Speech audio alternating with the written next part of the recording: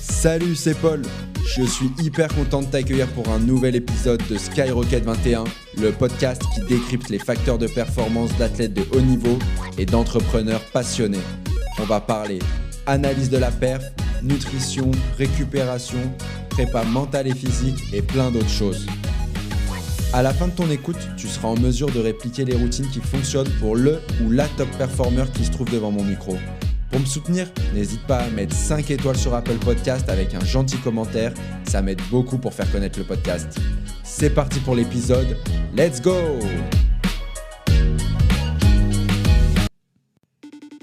C'est encore moi. Bon, je t'avoue que je me suis peut-être un peu enflammé sur l'intro, mais j'espère qu'elle t'a donné envie d'écouter jusqu'au bout cet épisode.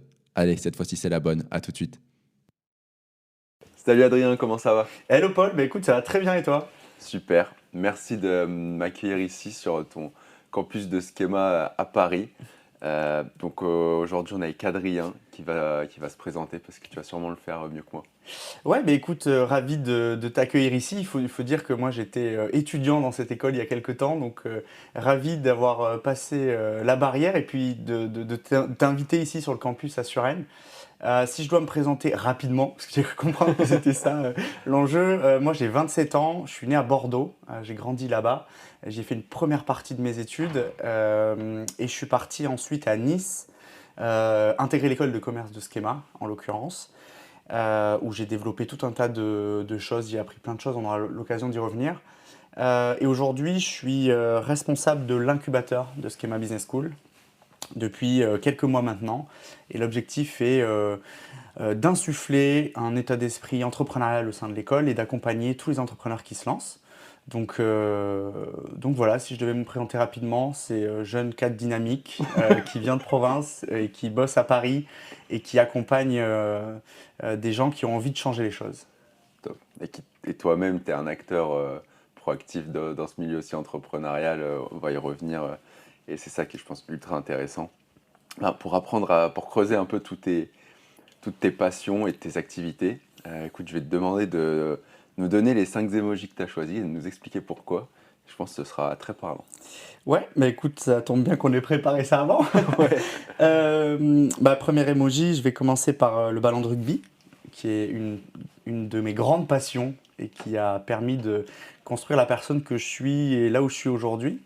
Donc je l'utilise beaucoup d'ailleurs sur LinkedIn aussi, à chaque fois que je fais des parallèles. Et ces parallèles-là, je les fais beaucoup avec l'entrepreneuriat. Donc l'autre emoji que j'utilise souvent, c'est la fusée. Et enfin, l'emoji de la planète, de la Terre, l'environnement. C'est plus ou moins ces 3 thématiques sur lesquelles moi je prends beaucoup la parole, sur lesquelles je lis beaucoup, sur lesquelles je rencontre beaucoup de gens. Et donc je passe beaucoup de temps à essayer de dresser des parallèles entre ce qu'on apprend sur le terrain de rugby, la façon dont on peut l'utiliser en dehors, que ce soit dans un engagement à la fois entrepreneurial ou autour de l'environnement. Donc c'est des emojis que je mets souvent, et je les mets souvent ensemble d'ailleurs. Je trouve que quand ils sont utilisés tout seuls, ça fait un peu vide, donc je les associe souvent entre eux. Et ensuite, l'autre emoji que j'avais choisi, c'était celui du vin, à la fois parce que je viens d'une région magnifique qui est Bordeaux, qui a fait sa gloire autour du vin, mais aussi pour tout ce que ça représente. Et tu vois le parallèle que tu as aussi avec le rugby, qui est ce sujet de moment de convivialité, de proximité avec à la fois son terroir, et puis aussi je trouve de prétexte de discussion et de rencontre. Tu vois, déguster une bouteille de vin, ça prête toujours à interprétation, discussion avec les autres de ce que toi tu ressens, de si tu aimes pas, ce que tu aimes ou ce que tu aimes pas, avec quoi tu pourrais l'associer. Et je trouve qu'on passe toujours de bons moments avec une bonne bouteille et les copains autour. Donc là, je suis à 4. On avait dit combien? 5? 5, ouais. 5. J'aime beaucoup aussi l'emoji agriculteur, fermier, que j'alterne entre agricultrice et agriculteur. Mais justement pour cette proximité avec la terre, qui est toujours un lien assez fort avec le vin, avec l'environnement, le rugby. Et pourquoi l'agriculture? Depuis tout petit, et paf, je te balance une anecdote. Vas-y. Je crois que j'ai dû commencer à aller peut-être à 7-8 ans à avoir un potager à la maison. Et à, tu vois, passer du temps l'été ou au moment où il y avait besoin de faire tout un tas de tâches dans le jardin, à mettre les mains dans la terre et puis à, tu vois, récolter et partager les fruits et légumes qu'on faisait dans le potager. J'en ai réussi même à en faire un business, tu vois, j'allais presque voir mes voisins pour leur vendre un peu tous les légumes qu'on avait réussi à produire. Et encore une fois, cet emoji, il est important, il est fort parce que c'est un prétexte pour rencontrer des gens et partager. Et tu vois, c'est quelque chose que j'ai continué à faire. Donc là, à Paris, c'est plus compliqué parce que dans un appartement de 20 mètres carrés, c'est compliqué de cultiver un potager. Mais en l'occurrence, chez mes parents, il y en a toujours un. Et je prends toujours du plaisir à mettre les mains dans la terre quand je rentre chez eux. Et ce qui est fou, c'est que tu vois, avec les années, c'est toujours la même chose. C'est quand on invite des gens, il y a toujours un espèce de passage obligé, tu vois, dans le jardin. Et puis on tourne autour du potager. Et puis t'as toujours ces discussions, tu vois, autour de « Ah bon, bah, comment toi tu t'y prends pour faire ça ?» quel est le type tu vois, de légumes que tu as mis en place, comment tu souhaites le cuisiner. Et je trouve que c'est important d'avoir dans son espace de vie des lieux comme ça, tu vois, qui sont des prétextes en fait pour partager. Donc voilà les 5 emojis que j'utilise et souvent ensemble.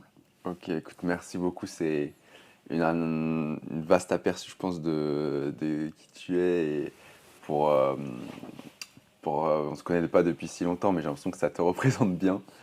Et on va pouvoir revenir sur chacun d'entre eux. Déjà, je pense qu'on peut voir que c'est ultra harmonieux. Enfin, j'ai l'impression, tu vois, tout est cohérent, tout va bien ensemble. Tu n'as pas évoqué donc, au début cet aspect rugby, environnement, start-up.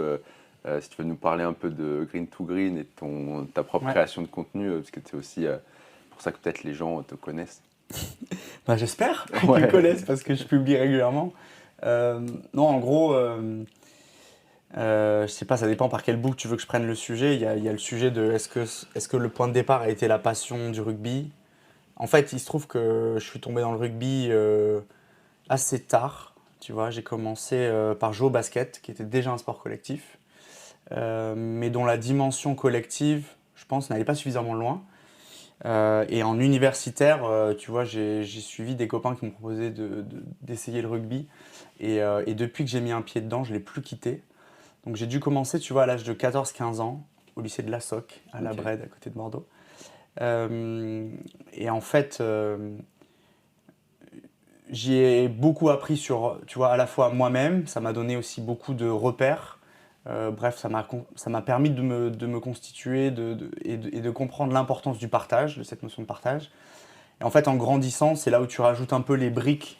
Tu vois, tu parlais justement du fait que c'était cohérent de l'extérieur, mais ça a mis du temps à être cohérent parce que tu mets du temps à prendre conscience qu'il y a des choses qui sont importantes pour toi. Donc le rugby, ça en fait partie. Et ensuite, l'environnement et l'entrepreneuriat, c'est des choses qui se sont développées par la suite ou dans lesquelles je baignais depuis tout petit sans forcément m'en rendre compte. Tu vois, mes 2 parents étaient des entrepreneurs. Donc, tu vois, l'entrepreneuriat, le fait de monter des boîtes, de les développer, les problématiques RH, les problématiques admin et tout, c'était un sujet qui revenait souvent sur la table. Et l'environnement, c'est un peu pareil, tu vois. Mon père était aussi quelqu'un qui avait un potager, il vivait à la campagne avec des animaux. Et j'ai mis du temps aussi à prendre conscience de l'importance de ça, tu vois, dans mon parcours à la fois perso et pro. Maintenant, avec le recul, j'arrive à me dire, ok, en fait, c'est l'embriquement ou tu vois, c'est l'enchevêtrement de ces 3 trucs qui est important. Et ensuite, j'ai fait un stage qui a été déterminant pour moi, tu vois, chez Investir et Plus, qui est un fonds d'investissement impact, qui investissait et soutenait des entrepreneurs qui se lançaient parce que c'était assez tôt, tu vois, c'était l'investissement early stage et qui avaient besoin de lever de l'argent pour accélérer. Et en fait, ça m'a fait rencontrer énormément de personnes, tu vois. Je crois que c'était en 2019. Et donc, en fait, tu rencontrais 3 à 4 entrepreneurs par jour qui avaient des solutions et des innovations innovantes sur des problématiques que toi, tu voyais au quotidien et que tu entendais, tu vois, sur TF1, France 2. Oh là là, qu'est-ce qu'on va faire? Il fait trop chaud, oh là là, et tu vois, il y a trop de pollution dans la ville. Et donc, j'avais ces 2 mondes qui étaient... Je voyais au quotidien, tu vois, tout en bas, des gens qui étaient porteurs d'idées, d'innovation. Et puis, en dehors de cette sphère, qui était la sphère un peu de l'écosystème entrepreneuriat et puis des investisseurs et tout, quand je rentrais chez moi avec mes copains d'enfance ou avec ma famille, il n'y avait pas forcément cette notion ou connaissance de ces innovations. Et donc, je me suis dit, c'est dommage. Et en même temps, tu vois, je prenais énormément de notes sur tout ce que je voyais en me disant, OK, ultra pertinent, cette solution sur le sujet de la mobilité, sur celui de l'alimentation. Et à un moment donné, j'ai fait un peu le point en me disant, mais c'est trop bête de garder ça dans mes notes sur mon iPhone. À la fois, c'est mal rangé. Et en plus, tu le partages pas avec les autres. Et donc de là est venue l'envie d'associer en fait ce que je voyais sur le terrain des innovations avec les initiatives que je voyais des joueurs de rugby autour de thématiques et des articles ou livres que je voyais ou podcasts, vidéos que j'entendais, tu vois, pour me former sur le sujet. Et donc du coup, j'ai décidé de lancer une newsletter. Ça fait un peu plus de 3 ans, 4 ans maintenant que je suis là-dessus. Et de base, Green, c'est ça. Comment? Green to Green. Exactement, la qui nouvelle, s'appelle parce qu'on n'a Green pas to toujours Green. pas nommé, je crois. Qui s'appelle Green to Green et qui vient en gros du sourire de ma passion à l'impact de ma vocation. C'est comme ça que la tagline que j'avais choisie. Et l'idée était de se dire, je vais choisir une thématique, en l'occurrence l'alimentation, et essayer de comprendre dans le monde du rugby, quelles sont les personnes qui sont engagées sur ce sujet-là. Tu vois, il se trouve qu'il y en a qui font appel à des acteurs locaux pour proposer l'alimentation à leurs supporters, d'autres qui ont monté des boîtes là-dessus, d'autres qui ont leur propre exploitation agricole. Donc j'essayais de voir quels étaient les acteurs du rugby qui agissaient là-dessus, et puis en même temps de faire ressortir les startups qui apportaient des innovations.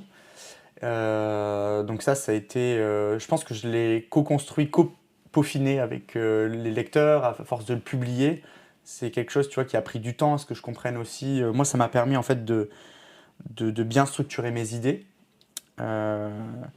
Et ça m'a permis, tu vois, la notion de partage dont je te parlais au début, ça m'a permis de lui donner tu vois, une apparence, une réalité, quelque chose de tangible en disant, voilà, moi, ma façon de contribuer, tu vois, dans cette transition et puis dans les rencontres que je fais, les graines que j'y laisse, c'est en partie cette création de contenu qui aujourd'hui se décline sous plusieurs formes. Il y a un podcast dans lequel je pars à la rencontre, un peu comme toi, où je pars à la rencontre d'amateurs et d'amatrices de rugby qui sont engagés dans l'environnement et ou l'entrepreneuriat. Et donc en l'occurrence, ça me fait rencontrer des gens extraordinaires, tu vois. Et c'est là où le rugby est fort, c'est que c'est un pied dans la porte, tu vois, pour rencontrer plein de gens. Et puis après, en gros, on parle pendant 20 minutes de rugby et après on décline vers d'autres sujets qui sont de se dire qu'est-ce que le rugby t'a appris, quelles sont les rencontres qui ont été déterminantes pour toi et puis comment tu l'utilises dans ton engagement en dehors, à la fois quand tu crées une boîte ou quand tu t'engages pour des sujets environnementaux. Donc ça, c'est quelque chose qui est chronophage, je pense que tu dois t'en rendre compte, mais c'est quelque chose qui va me faire sans doute changer ma vie de par les rencontres que j'y fais. Et il y a aussi une volonté de publier régulièrement sur LinkedIn, parce que je me suis rendu compte qu'en fait, la newsletter, c'était quelque chose qui n'était pas adapté à tous, parce que c'était souvent des contenus qui étaient longs et qui avaient besoin de les segmenter, fractionner. Et donc, c'est ce que je fais dans les posts LinkedIn que je fais. Il y a une partie de ce que je mets dans les newsletters que j'essaye de recycler sur LinkedIn pour leur dire voilà la valeur, voilà ce que j'ai vu qui est directement accessible. Si vous voulez en savoir plus, venez sur la newsletter. Et tout ça, je le fais pourquoi? Je le fais parce que je veux écrire un livre et que c'était initialement l'objectif. Je voulais passer en fait de la newsletter au livre pour à la fois continuer à avoir ce prétexte pour rencontrer des gens et puis rassembler toutes ces idées que j'ai un peu partout dans mes notes, dans tout le contenu que je consomme et les rencontres que je fais dans une espèce de livre que je pourrais à la fois partager aussi et puis transmettre. Il y en a 2 en fait, enfin 3, il y en a plein. Tu vois, je te parlais de l'emoji rugby et cet emoji-là, j'ai envie qu'il soit le lien avec les autres emojis. Et donc j'aimerais bien écrire un livre à la fois sur le rugby et l'environnement, qui s'appellerait Planète Ovale. Un livre sur le rugby et l'entrepreneuriat, Startup Ovale, tu vois, on va rester dans cette thématique. Et peut-être un autour du rugby et du vin, qui serait plutôt, si on reste sur ce concept, un truc autour de vin ovale, mais à la fois, tu vois, une trentaine de chapitres qui font des parallèles entre ce que le rugby t'apprend et comment tu peux l'utiliser en dehors. Et donc en fait, tout ça, c'est à une horizon lointaine. Je pensais que ça allait se faire rapidement, mais ça met beaucoup plus de temps que ça. En fait, quand j'ai rencontré des maisons d'édition, ils ont eu le retour de me dire ce livre-là, il aura l'intérêt si tu ne l'écris pas tout seul, tu vois, dans ton studio, sur la base de ce que tu consommes sur les réseaux et puis de toute l'information que tu agrèges. Il aura de la richesse de par les rencontres que tu feras sur ton chemin pour l'écrire et des témoignages que tu arriveras à récolter. Et donc, dans la foulée de ça, j'avais rencontré des super personnes passionnées de rugby et engagées sur l'environnement, l'entrepreneuriat, etc. Et je trouve ça dommage d'en garder que les 2-3 lignes de notre discussion qui duraient parfois 1 heure, 1 heure et demie, pour le mettre dans un livre qui sortirait, tu vois, en gros dans 1 an, 2 ans.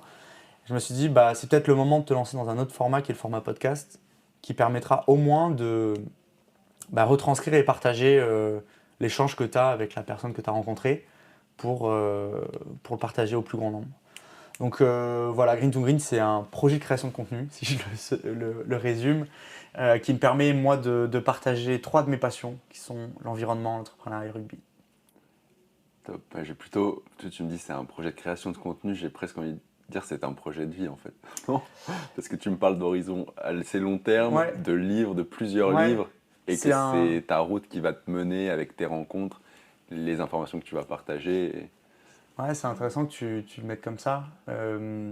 C'est une étape de ma vie qui me permettra de monter, on va dire. Tu vois, la newsletter, ça a été le pied à l'étrier pour pouvoir lancer le podcast. Le podcast, c'est le pied à l'étrier pour pouvoir lancer le livre. Et puis le livre, ce sera sans doute le pied à l'étrier pour mener des conférences, tu vois, aller à la rencontre sans doute d'entrepreneurs là-dessus pour les accompagner, les mentorer, les coacher. Et puis ce sera aussi peut-être l'occasion de mettre les pieds dans des institutions liées au rugby. Tu vois, hier, je préparais un post sur World Rugby qui s'est engagé à 2030 à avoir tout un tas d'engagements autour de la réduction de leur empreinte carbone, biodiversité, etc.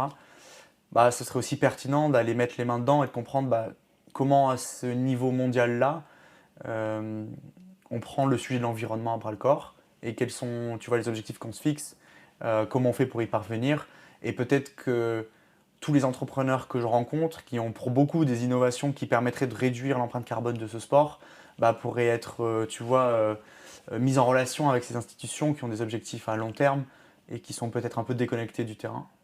Okay. Donc il faut que chaque projet en fait te permette de monter une marche supplémentaire, quoi. Et c'est ce que me permet Green to Green.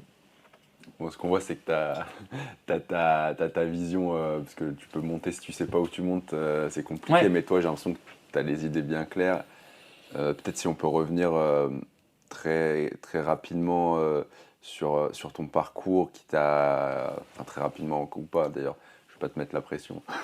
Mais sur le parcours qui t'a amené à être aujourd'hui responsable de l'incubateur de Schema. Ouais.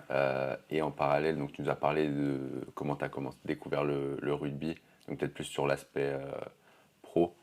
Puis après, on reviendra sur un peu ta zone de génie et comment tu l'appliques du coup dans ton métier et tes différentes activités. Ok, donc plusieurs questions en une. Ouais, mais la première, c'est ton parcours. Ouais, mon parcours à l'école, il se trouve qu'il est très lié au rugby. Pourquoi ? Parce que, en fait, et c'est aussi une histoire de rencontre. Tu vois, au moment des oraux d'admissibilité, j'ai rencontré l'ancien président du rugby à Schema Sophia Antipolis. Et tu sais, quand tu sors de prépa, à la fois tu portes tes choix sur le classement et tu le portes aussi sur le feeling que tu as une fois que tu es sur le campus. Moi, je sais pas, j'ai eu un feeling un peu particulier, à la fois sur le campus, donc c'était Sophia Antipolis, et à la fois sur l'association qui s'appelait Esprit Passion Oval, tu vois, qui rassemble entre 80 et 100 étudiants autour du rugby, à la fois une équipe sportive masculine, une équipe sportive féminine, une équipe de pom-pom, et une association qui essaye d'utiliser le rugby, de partager ce truc-là. Moi, je suis tombé amoureux de cette association, avant même d'y être. J'ai rejoint l'école pour ça. Et quelques mois après, je suis devenu président de cet asso. Donc, j'y suis resté 1 an et demi. Et donc, moi, ça a changé ma vie d'avoir pris cette responsabilité-là. À la fois parce que ça m'a permis de développer encore plus cette passion que j'ai pour le rugby, de mieux la comprendre et ce besoin de l'associer à chaque fois avec d'autres thématiques. Et donc, en l'occurrence, on avait organisé une initiation au rugby fauteuil. Et tu vois, à chaque fois, il y a ce point de départ qui est le rugby, et puis après, il y a ce truc de dire, ok, c'est quoi le message qu'on veut faire passer ? Il y a peut-être cette notion d'inclusivité, il y a cette notion de sortir de ta zone de génie dont tu parlais peut-être, d'aller découvrir autre chose, d'aller se mettre, tu vois, en difficulté, d'aller rencontrer des personnes qui pratiquent ce sport ou cette même passion, mais de façon différente. Donc on avait organisé une journée comme celle-ci avec le club de Toulon. On avait organisé une journée de promotion du rugby féminin avec l'association Terre en Mêlée, avec laquelle je suis parti au Maroc pour apprendre aux enfants à jouer au rugby. Donc à chaque fois, j'essayais de lier le rugby avec quelque chose d'extérieur pour en fait nourrir les deux mondes et faire en sorte que ça fédère le plus de personnes.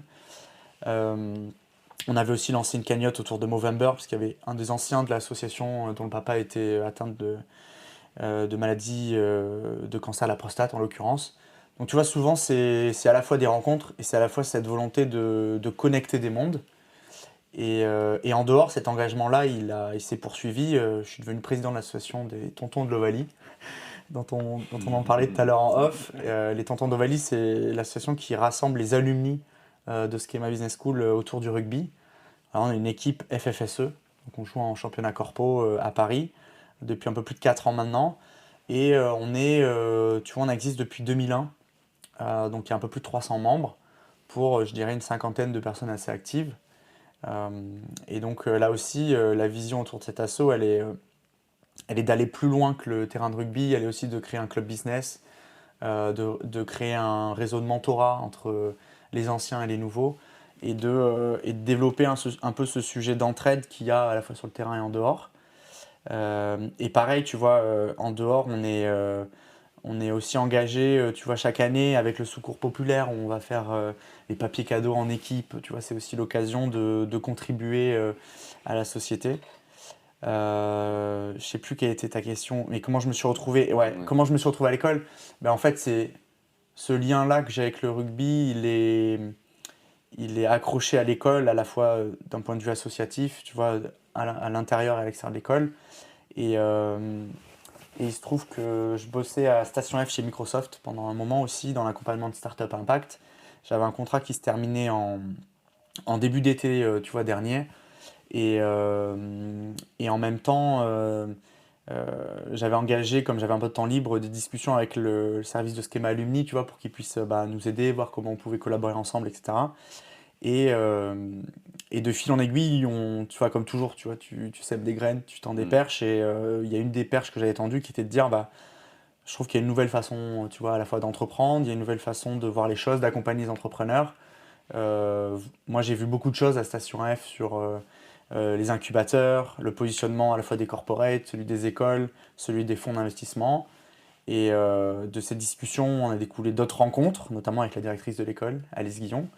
Et de fil en aiguille, on m'a proposé de venir à l'école pour à la fois faire un état des lieux de la façon dont est géré l'entrepreneuriat au sein de l'école et de proposer une nouvelle façon d'accompagner ces projets. Donc, alors on est, ce nouveau plan, je dois le présenter dans une semaine. Donc voilà, je suis à la fois excité du chantier que ça représente, mais j'ai aussi un peu comme quand j'étais devenu président de l'association de rugby à l'école, ce sentiment il faut être à la hauteur, de ne pas décevoir les gens, et aussi de mettre les personnes au bon endroit, de bien m'entourer. Et tu vois, on parlait de la zone de génie aussi tout à l'heure. Moi, il y a un truc que j'adore faire, c'est connecter les gens entre eux. Et du coup, en ça, je passe pas mal de temps dans mon agenda où j'en consacre beaucoup à rencontrer des gens. Même si, a priori, tu vois, on n'a pas forcément de points communs évidents ou quelque chose à se vendre de part et d'autre. Mais j'aime bien passer ce temps, à la fois parce que du coup, moi j'ai une palette assez large de sujets, tu vois, autour de l'environnement entrepreneurial rugby, qui permet d'être un pied d'entrée, tu vois, dans la discussion avec plein de gens. Et que bien souvent, ça permet de débloquer des situations, tu vois, de connecter les gens. Donc moi, c'est quelque chose que j'adore faire. Et je pense que cette zone de génie, tu vois, si on continue à étirer le truc, elle vient aussi autour du mot de partage, tu vois. Partage de contenu, partage de connaissances, partage de réseau. Voilà, c'est une des valeurs qui est ultra forte dans le rugby et pour laquelle j'ai à cœur de la développer en dehors, quoi. Tout cet aspect de partage sur ta zone de génie. On comprend que tu es arrivé à Schema du coup en rencontrant des gens. Donc tu as eu un petit parcours dans l'entrepreneuriat, toi, plutôt du côté investisseur et accompagnateur, c'est ça? Ouais, du coup, alors ça je ne l'ai pas abordé, mais en gros il y a plusieurs choses. Moi j'avais à cœur de rentrer dans le monde de l'entreprise par la voie finance. Donc j'avais fait, tu vois, un stage dans une banque, j'avais fait un stage dans un fonds de private equity. qui était très sympa, mais qui était très loin du terrain. Et être très loin du terrain, c'est pas forcément quelque chose qui me plaît. Et du coup, après mon stage, donc j'étais chez Ardian, Private Equity en l'occurrence, j'avais besoin de me rapprocher du terrain. Donc j'ai bossé dans une startup qui s'appelait LC, qui faisait tu vois, les Maltesers. Ouais. Ils faisaient des Maltesers un peu en version éco-responsable, avec moins de sucre, produits en France, etc. Donc j'avais accompagné la startup là-dessus, j'étais bras droit de la CEO à l'époque et je l'accompagnais sur des sujets de levée de fonds et aussi de déploiement parce qu'ils avaient remporté un concours avec Monoprix. Donc il y avait un sujet aussi de déployer leurs produits dans tous les Monoprix à Paris, donc c'était un gros challenge. Et ça j'ai adoré en fait, ce truc-là d'être un peu couteau suisse et aussi de voir directement tu vois, les retours du travail que tu fais. Et de fil en aiguille, je me suis dit ok, c'est plus ou moins sur ce style de maturité-là que tu as envie de bosser, mais je voulais avoir aussi la vision d'un investisseur en venture capital. Et là-dessus, plusieurs choses. J'avais rejoint le mouvement J-Ventures, comme toi, dans lequel ça rassemblait tu vois, des étudiants de toutes les écoles en France qui étaient intéressés par le sujet de l'entrepreneuriat. Donc moi, ça m'a permis à la fois de rencontrer des personnes top sur les mêmes sujets que nous, et puis aussi de commencer à me faire la main sur quelle est l'analyse que tu portes quand tu rencontres des boîtes, et ce à quoi tu te bases pour analyser rapidement le truc. Et on y reviendra peut-être dessus, mais quand tu es investisseur, comme quand tu joues au rugby, il y a un sujet de très vite être en mesure de cerner les gens que tu as en face, comprendre très vite leurs faiblesses, leurs points forts, et un peu, tu vois, je te fais une aparté, mais le body language au rugby, il est très très fort. Et tu vois, tout à l'heure, là, je t'avais dit, il y a le livre de Sia sur la table, tu devrais te relire. Il y a un énorme sujet pour lui qui est dans, tu vois, l'attitude corporelle que tu as vis-à-vis de ton adversaire, qui est de se dire, bah, après une action, il ne faut pas que tu montres que tu souffres ou que tu sois fatigué, de mettre les mains sur les hanches ou un genou au sol. Et donc, il y a ce sujet aussi tu vois, de s'intéresser aux moindres signaux faibles, qui moi, était un truc que j'ai adoré faire, en fait, quand tu rencontres des entrepreneurs, en 30 minutes, de vite comprendre si en fait, son cofondateur, ils étaient meilleurs potes, ou s'ils ne pouvaient pas se blairer, ou si tu sentais qu'ils étaient complémentaires ou pas. Et donc, je trouvais en ça un parallèle ultra fort avec le monde du rugby. Et donc, j'ai voulu continuer tout ça, donc à la fois J-Ventures, et puis j'ai rejoint le fonds d'investissement Investir et Plus, qui m'a permis de rencontrer plein de projets. Donc, j'y suis resté 8 mois. On a investi dans 4 boîtes, on a dû en rencontrer peut-être 1500, tu vois. Donc, ça te fait énormément de rencontres, de parcours différents. Et suite à ça, j'ai toujours pareil, et c'est en ça que je pense que la création de contenu elle est importante, mais sur LinkedIn, j'ai envoyé un message, tu vois, mais vraiment random, comme quand tu cherches un taf, genre. Et en l'occurrence, je l'avais envoyé à Karen Fortin, tu vois, qui était la responsable innovation à impact côté Microsoft, en lui disant j'adore le nouveau programme que vous avez lancé, ça a l'air top. Il se trouve que j'écris sur le sujet où je mets en avant des innovations et des startups et que je cherche un job, si tu es dispo, viens on prend un café, tu vois. Des trucs mais random terribles. Et avec un lien vers ma newsletter et le contenu que je faisais. Et là, tu vois, pas de réponse, un vu, donc je me suis dit, bon, allez, vas-y, celui-là, c'est pas celui-là qui marchera, quoi. Et en fait, je sais pas, 2 semaines après, elle me dit, écoute, si t'es toujours dispo, on peut prendre un café. Et feeling de ouf, quoi. Tu vois, ça a pris, il n'y a pas eu d'études de cas, il n'y a pas eu d'autres entretiens. C'était, écoute, on se tape dans la main, tu vois, t'as l'air bien câblé, ça marche bien entre nous, bon feeling. En plus, toi, t'es intéressé par le sujet. Moi, en fait, il se trouve que via la création de contenu, ça me permettait de continuer à faire de la veille sur tu vois, à la fois les startups, l'environnement et tout. Et donc cette veille-là, c'est du temps que les personnes qui ont 10 ans d'expérience, elles ne prennent pas du tout. Donc moi, ça m'a ouvert cette porte-là. Et cette porte-là, elle était un tremplin énorme par la suite.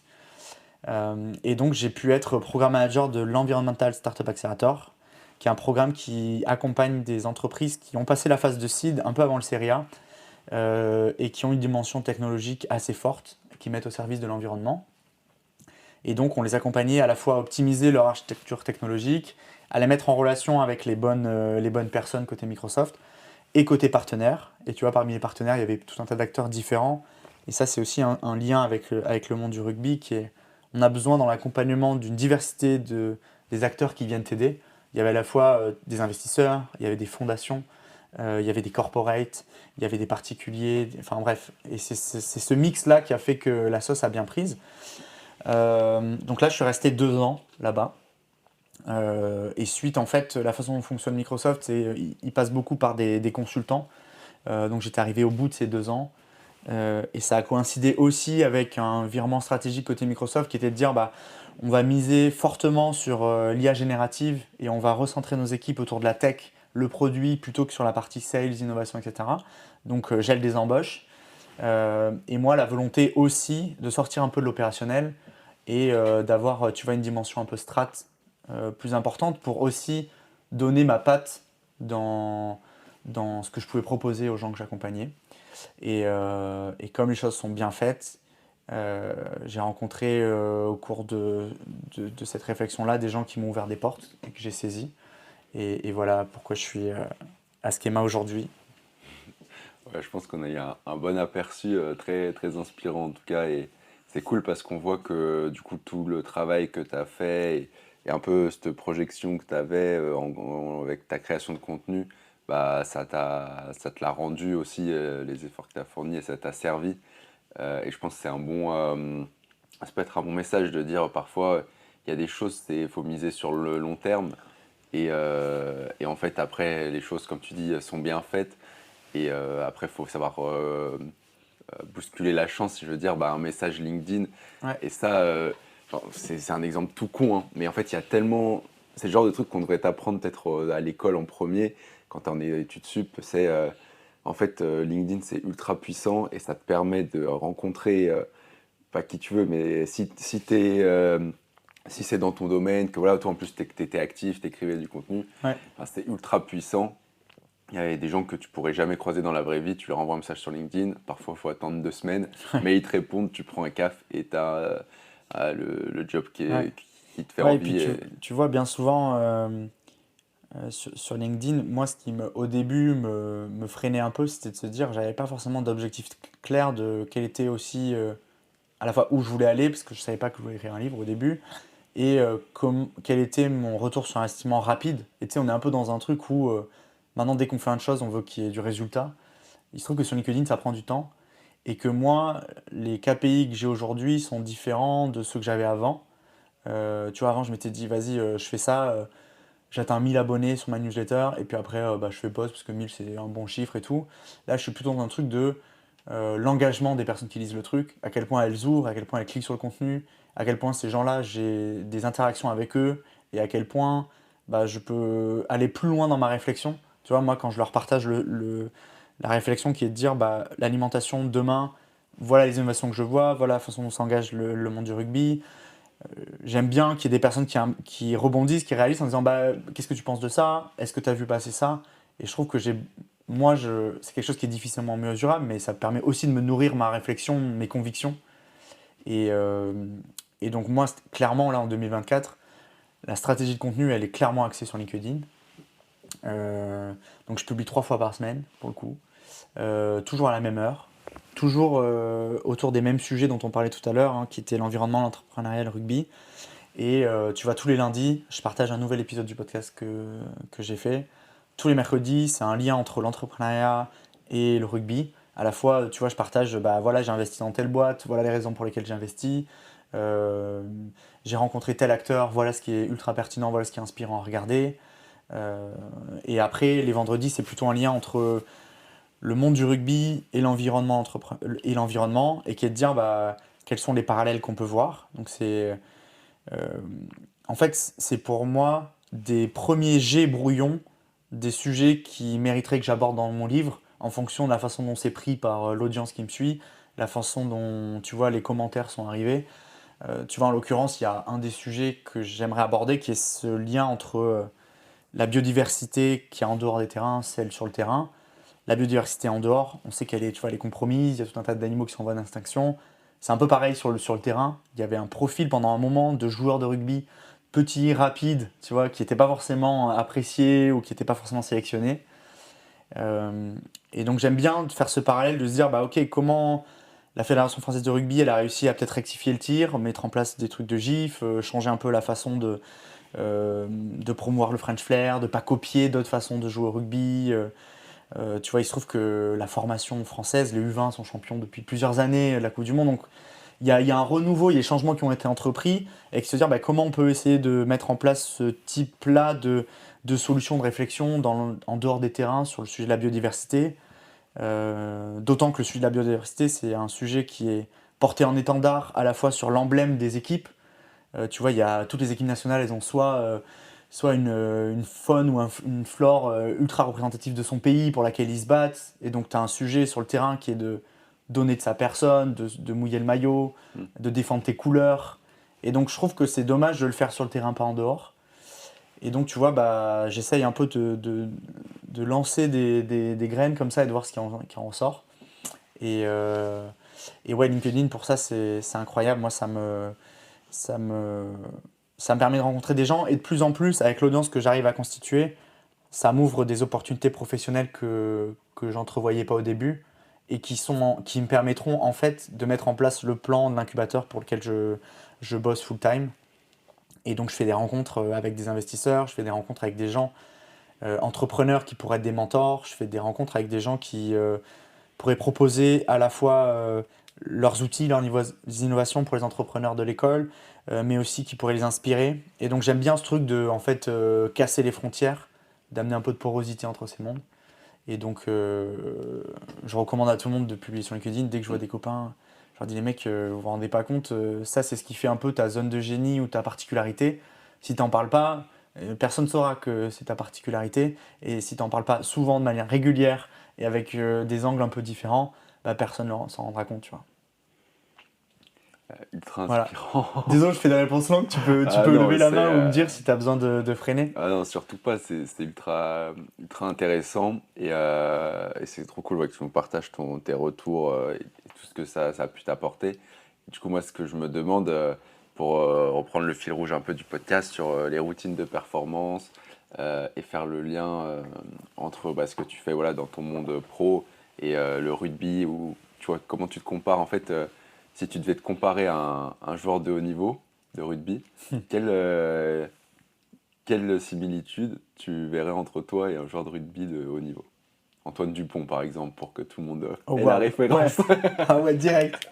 Ou Sia Colissi. Ouais, non, Sia Colissi, en l'occurrence, si je peux me permettre de dire deux mots là-dessus. Ouais. Il se trouve que c'est le premier capitaine noir de l'équipe des Springboks, donc de l'Afrique du Sud. Et c'est quelqu'un qui porte à travers son parcours tout un peuple, en gros, parce qu'il sort d'une township. Son père, tu vois, il était en prison. Il n'avait pas de quoi s'acheter des chaussures de rugby pour jouer. Il se trouve que moi, j'ai eu la chance de partir à Stellenbosch en Afrique du Sud, donc de côtoyer un peu ce peuple-là et de comprendre à quel point les Springboks sont le prétexte et l'occasion de rassembler ces différents peuples qu'il y a en Afrique du Sud et la puissance que représente un match de cette équipe-là, en l'occurrence, mais aussi du fait qu'ils gagnent, tu vois, dans le fait d'avoir un prétexte pour fêter quelque chose en commun, qu'ils n'ont pas beaucoup. Et donc lui, en l'occurrence, porte plein de messages. C'est à la fois, c'est possible de sortir d'un township et d'atteindre le Graal qui est l'équipe de Springbok. C'est possible de faire des études, de construire une famille. C'est possible d'aller jouer dans un autre pays. Et donc, moi, je m'entoure beaucoup de personnes inspirantes. Je lis de plus en plus de biographies. J'ai fait le choix de l'axer à la fois sur des entrepreneurs à impact.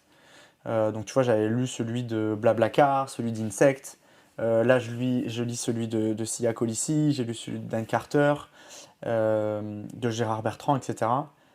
Parce que je trouve que chaque parcours, tu vois, est porteur d'un message et qu'à travers le rugby, ça donne de la visibilité à ce message, quoi, en gros. Et si je devais choisir quelqu'un à qui j'aimerais ressembler ou qui me semble proche, je dirais, au vu de son engagement dans l'environnement, c'est plutôt Julien Pierre, qui est quelqu'un qui a joué aussi à un très haut niveau, qui était en sélection d'équipe de France, qui a joué à la section paloise, à Clermont, et qui aussi a grandi, je pense, avec un sujet d'être proche de son environnement, de la biodiversité. Il a monté une boîte qui s'appelle Fair Play for Planet, dans laquelle il accompagne les clubs de sport, pas que de rugby, mais de sport entier, à réaliser un bilan carbone et puis aussi à réduire cette empreinte qu'ils ont. Donc moi j'aime beaucoup ce sujet d'utiliser la visibilité qu'un sportif de haut niveau a pour la mettre au profit d'un engagement environnemental ou sociétal. Et j'aime beaucoup aussi ce sujet de revenir à ses racines, tu vois, dans des endroits où on a réussi à constituer des tissus, des liens et tout ça, mais avec une nouvelle proposition de valeur et avec un truc de se dire, c'est chez moi que j'ai envie de changer les choses, tu vois. En l'occurrence, il a passé plusieurs années à la section paloise en tant que joueur de rugby. C'est là sans doute où il a rencontré des partenaires, des coéquipiers, j'en sais rien, des artisans locaux, etc. Je trouve ça beau de se dire, dans une deuxième partie de vie, maintenant qu'il est plus joueur, qui est devenu entrepreneur et qui porte un message environnemental, de revenir à la section paloise pour justement y implémenter ces solutions-là.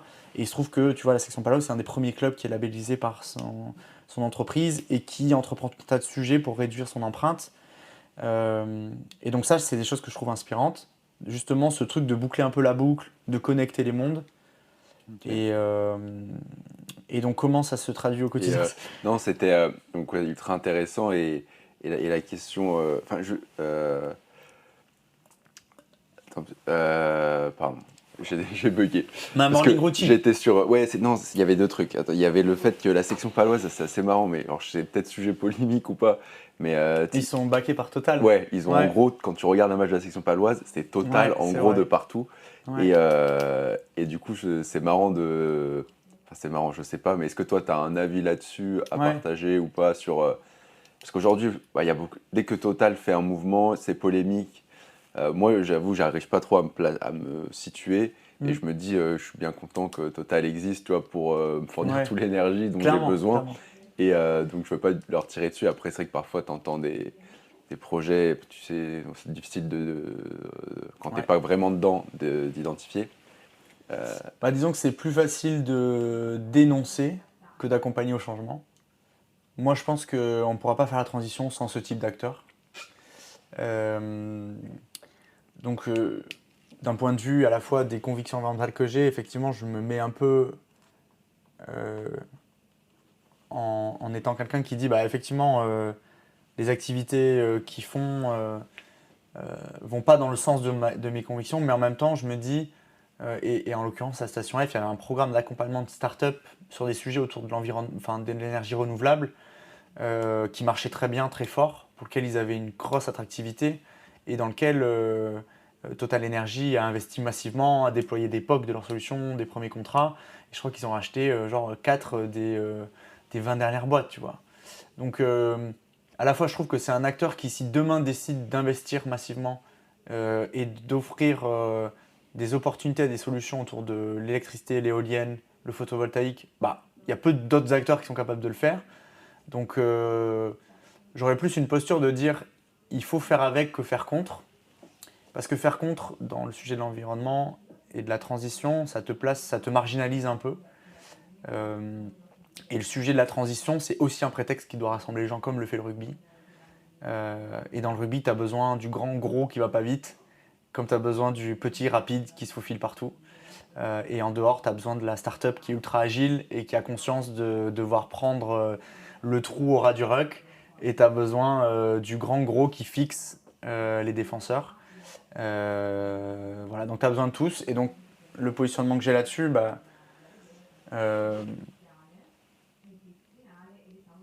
je pense que c'est celui de dire que j'aurais du mal à concevoir le fait pour un club de rugby de dire non à ce type de sponsoring, tu vois, mais à être en mesure de le conditionner à un certain nombre de prérequis et d'utilisation de cet argent, sans doute. Tu vois, si demain, Total Energy, j'en sais rien, file 200 000 € à la section paloise et que ces 200 000 € là, ils sont investis de manière éco-responsable en permettant de limiter l'utilisation d'articles à usage unique, de promouvoir le covoiturage, de mettre en place une piste cyclable pour se rendre au stade, c'est peut-être une bonne chose, tu vois. Et peut-être que cet argent, il vient de Total. Tout ça n'aurait pas pu avoir lieu, tu vois, en venant d'un autre acteur. Peut-être que la mairie de Pau n'a pas les moyens de le faire. Peut-être que les particuliers n'ont pas les moyens de le faire. Peut-être que c'est pas la prio en fait du club. Et donc, si à travers ce sponsoring-là, Total prend aussi l'étendard de dire, écoutez, nous, ce qui est important à travers ce sponsoring-là, c'est que vous investissez cet argent comme ça, comme ça, comme ça. Ça me dérange pas. Et j'ai l'impression qu'on pourra pas faire ça, en fait. Ouais. Voilà. Ouais, je suis assez aligné avec toi, je pense.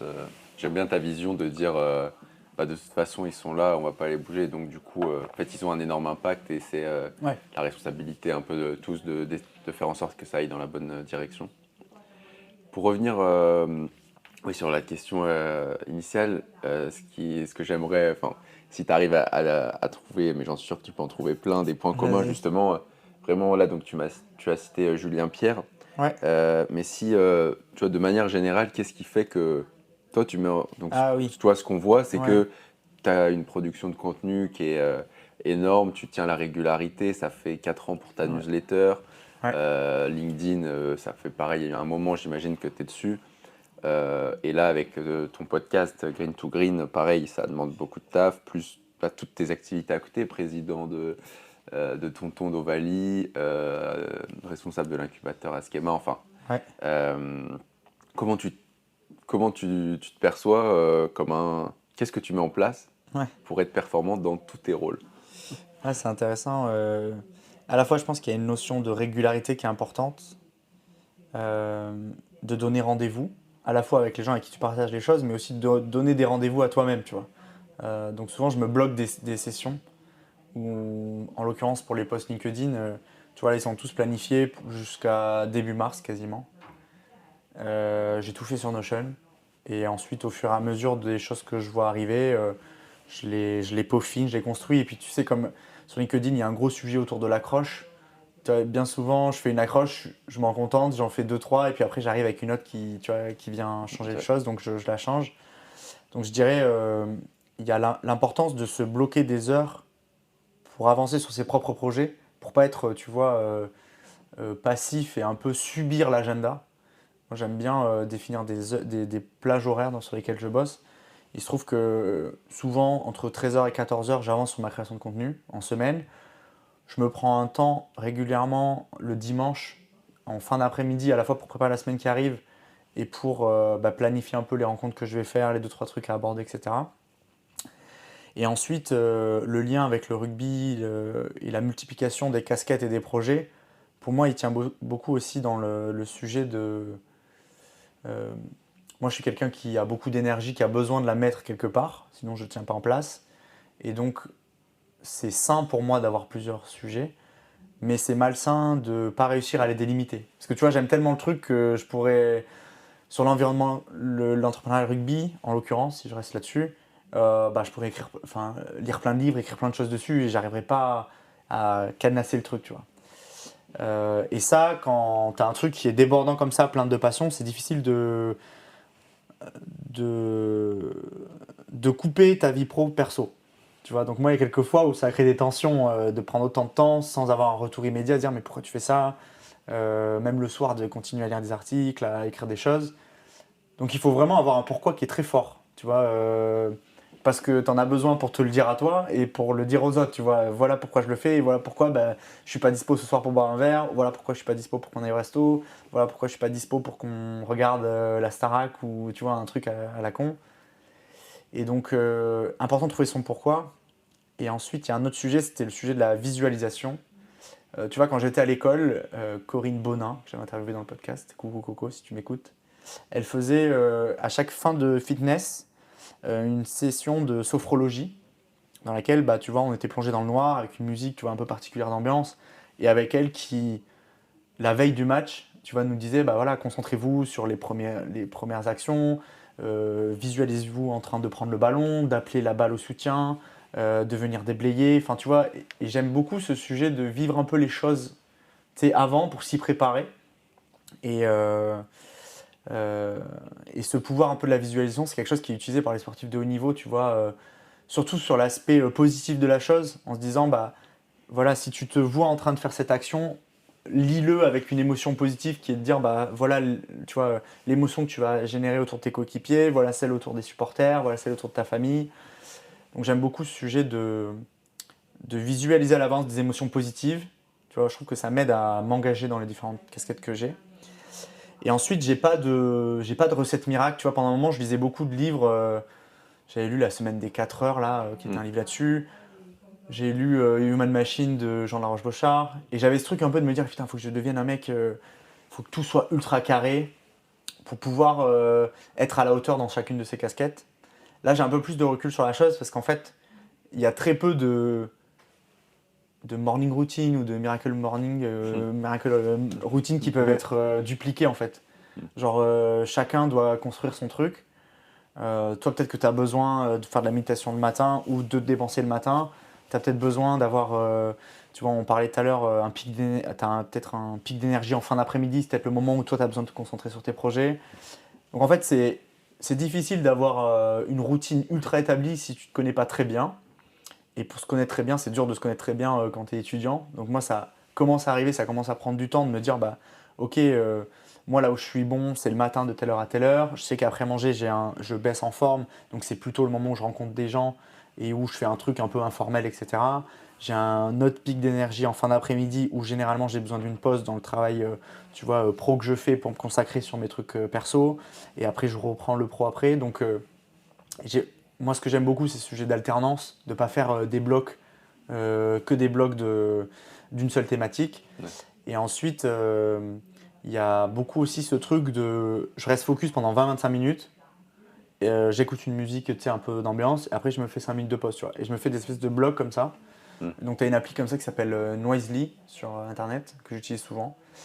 Et ça coïncide aussi avec le fait que moi il se trouve que je bois un verre d'eau, 25 minutes après j'ai envie d'aller aux toilettes, tu vois. Donc ça m'aide de ouf à cadrer, à garder dans ce temps imparti, tu vois. Genre là on vient de boire un verre, il se trouve que dans 20-25 minutes je voudrais d'aller aux toilettes. T'as de la chance parce que moi c'est beaucoup plus rapide. Ah ouais. Et du coup ça me donne un repère en fait. Parce que tu as besoin d'avoir des repères quand tu te crées une routine, parce que si tu es constamment à devoir référer à ta routine ou à... Bah, tu l'as dans un coin de ta tête en fait. Tu as besoin d'être aussi libre de ça. Et donc j'ai pas une recette miracle à partager. Tu vois, chacun doit avoir son propre truc. Moi, il se trouve que le message aussi que j'aimerais faire passer, c'est je fais énormément de rugby et ça a une place importante dans ma vie. Mais je me suis rendu compte, tu vois, au cours des derniers mois, que pratiquer un autre sport que le rugby avait dans mon énergie, mes émotions et mon quotidien un impact beaucoup plus fort que le fait de faire du rugby, qui était devenu presque une routine.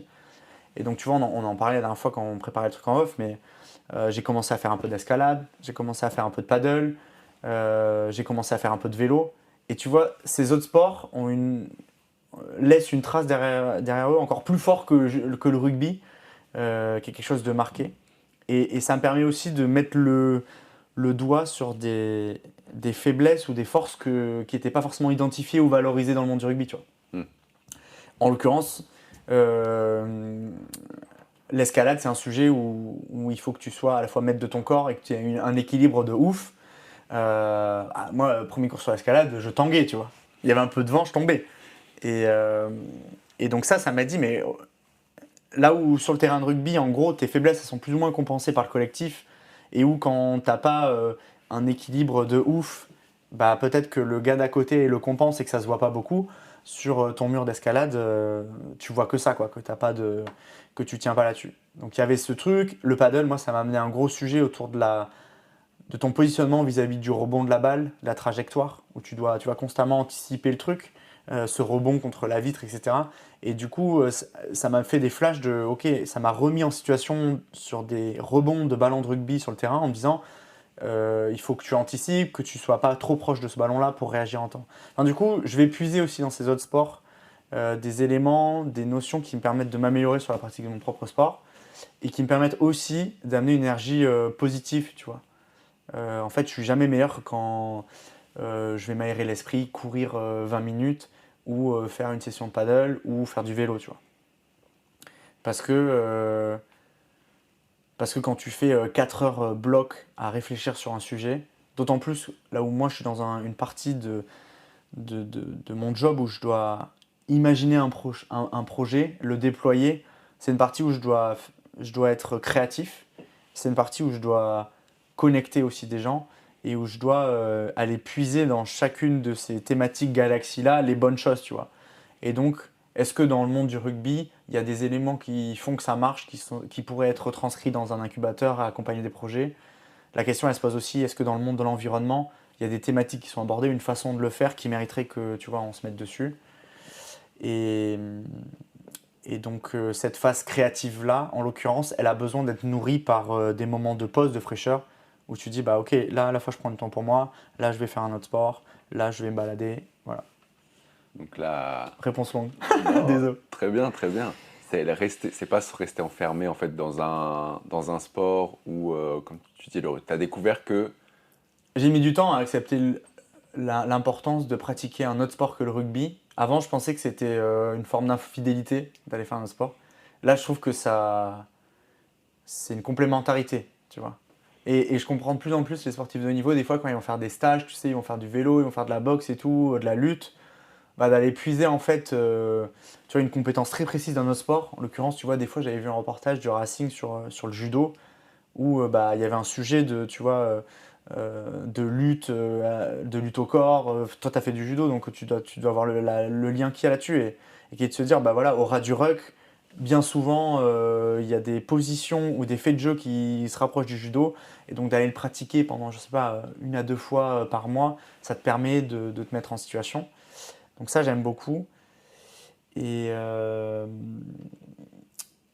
et l'autre sujet, c'est ne pas subir à la fois un agenda qui serait trop laxiste, qui serait ouvert à toutes les sollicitations pour se garder du temps pour soi, mais aussi ne pas subir un agenda qui serait trop fermé, trop structuré.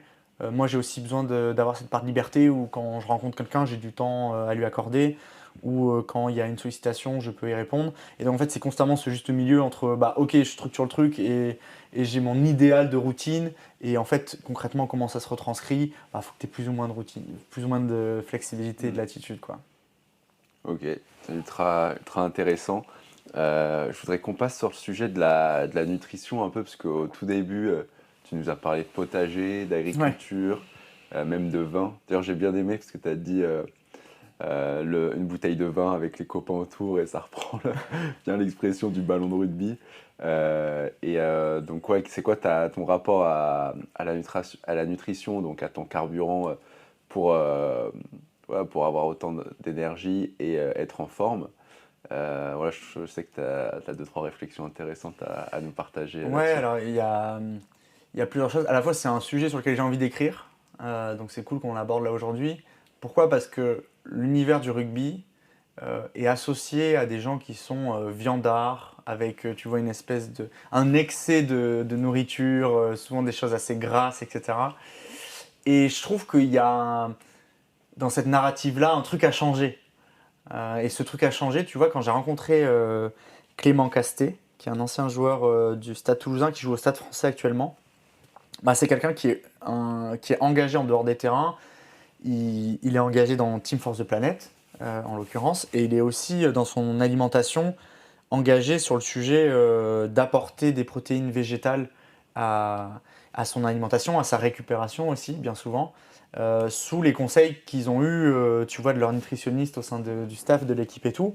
Et donc lui, en l'occurrence, il mange beaucoup de produits Happivore, qui est une des startups qui a été lancée il y a quelques années, et qui propose bah, toute une gamme de produits faits à partir de pois chiches, de soja, de tout un tas d'autres légumes ou légumineuses qui permettent de reconstituer ou de faire des simili de viande.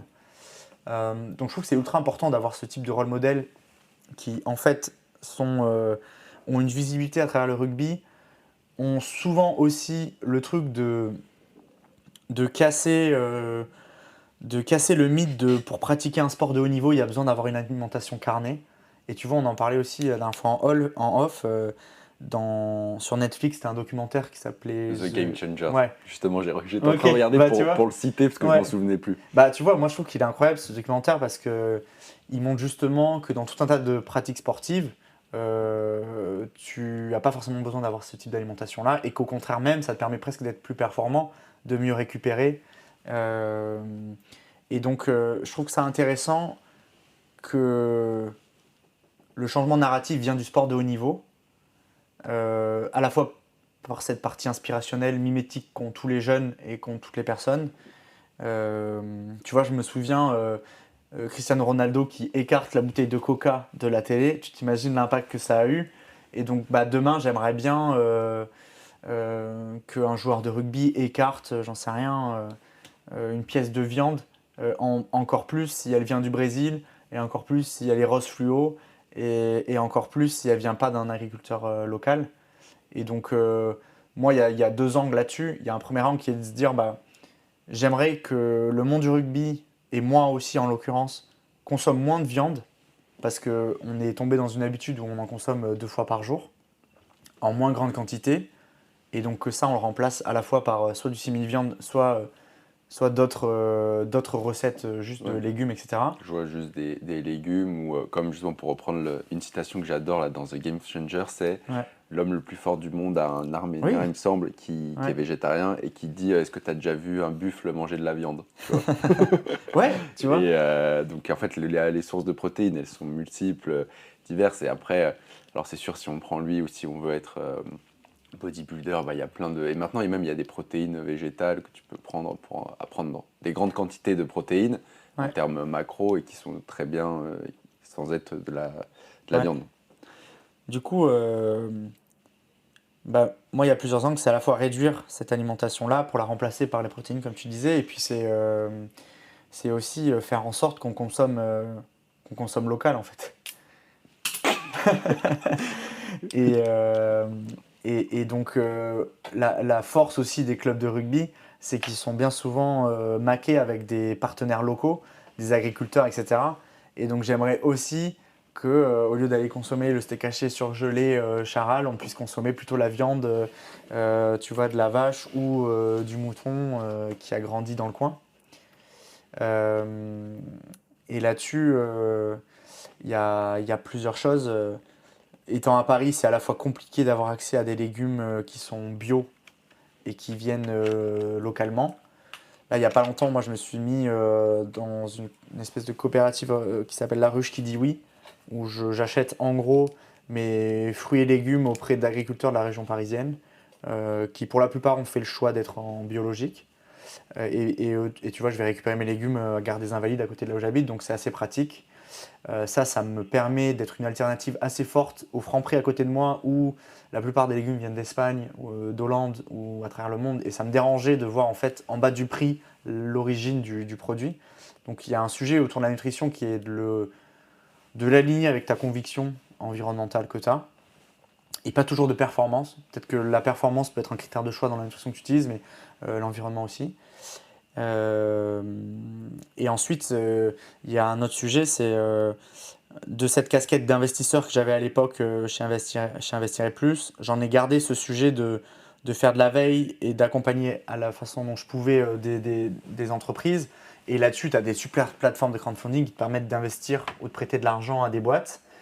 Et donc, en l'occurrence, je l'ai fait aussi, j'ai prêté un peu d'argent à une boîte qui s'appelait Omi&C, dont tu vois une des barres énergie en face de toi qui est là, et qui, pareil, a fait le choix d'accompagner des agriculteurs vers une agriculture régénérative, avec des producteurs qui sont locaux, bio, etc. Et donc, j'ai aussi, à travers l'investissement que j'ai fait le choix de devenir client. Et donc, c'est pas mal aussi dans cette phase de transition-là de me dire, je mets des billes dedans, et du coup, il y a une partie de ma tête qui est qui est peut-être le levier financier qui dit si tu veux retrouver l'argent que tu as mis là, il faudrait que tu fasses en sorte que cette boîte elle marche. Et il y a l'autre côté qui me dit c'est ta contribution à faire en sorte que l'agriculture change un peu et puis à acheter des produits qui sont alignés avec tes convictions. Et donc de cette rencontre de ces deux voies fait que pour la plupart du temps, j'essaie d'investir dans des boîtes dans lesquelles je pourrais être client. Et du coup, ça me loque un peu en tant que consommateur et ça m'oblige aussi à inscrire cette consommation-là dans la durée. Et donc Omi&C en l'occurrence, c'est une marketplace sur laquelle j'achète la plupart de mes légumineuses, du riz, des pâtes, des barres énergisantes comme il y a ici, des confitures, etc. Et donc voilà, je suis encore au début de cette phase de transition-là. J'ai pas un aliment qui est genre l'aliment que j'utilise tout le temps. Je trouve que c'est quelque chose qui prend du temps de à la fois comprendre l'enjeu que représente la nutrition et aussi de l'implémenter dans ton quotidien. À la fois dans à quel point c'est accessible et facile à utiliser, à s'en procurer. À la fois c'est accessible à consommer et à quel moment j'en ai besoin. Moi, il se trouve que tu vois la barre d'énergie qu'il y a devant nous là, je sais très bien que je vais la manger à 14h30 parce que c'est là où j'ai besoin dans l'heure et demie après d'avoir un pic de forme. J'ai aussi pris des compléments alimentaires là, depuis quelques mois chez Mium Lab, aussi une start-up. Et pareil, là j'ai pris 2 types, un sur l'immunité parce qu'on est en plein hiver, tout le monde était malade et tout, j'avais besoin de fer, j'avais besoin de magnésium, etc. Et à la fois sur ce sujet d'avoir un coup de peps à des moments particuliers de ma journée. Donc voilà, je suis plutôt dans une phase exploratoire là, à ce stade, où j'essaye à la fois d'avoir des produits qui ont une origine qui ont un peu plus de sens, de meilleure qualité, et aussi d'apporter des compléments alimentaires à cette alimentation que j'ai.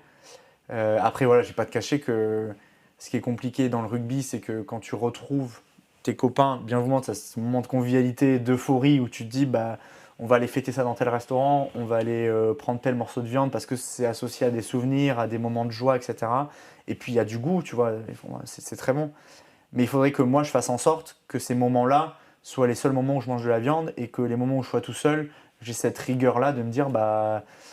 Non, là, tu n'as pas forcément besoin d'avoir un morceau d'entrecôte tout seul face à ton ordinateur ou quand tu manges avec tes collègues, tu peux te permettre d'avoir une salade ou tu peux te permettre d'avoir un truc tout aussi bon, mais sans griller cette cartouche-là qui est une cartouche de viande que j'aurais besoin de conserver dans le monde du rugby et les rencontres que j'y ai faites, quoi.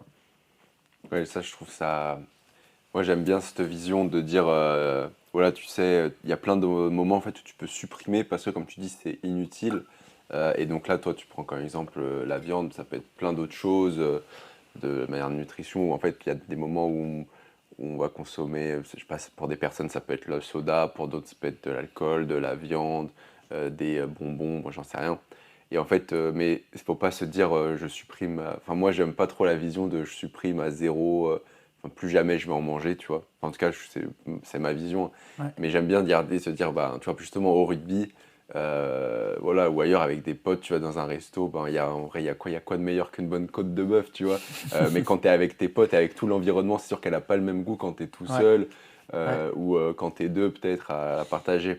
Ah, c'est intéressant que tu dises que l'aliment n'a pas le même goût en fonction de la personne avec qui tu le manges. Tu vois, il y a un sujet aussi là-dessus.